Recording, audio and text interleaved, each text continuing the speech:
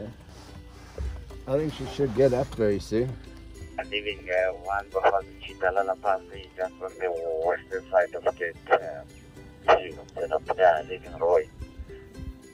Jet of the lockup.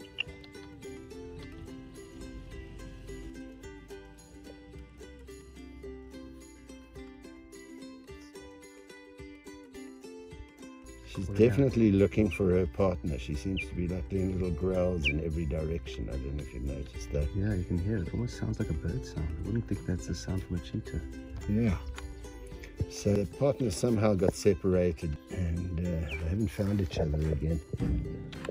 I think that might have happened around here, so she's kind of returning to the place to see if she can find her partner. The word is that her partner has run off with the male cheetah. Maybe eloped to somewhere, who knows where.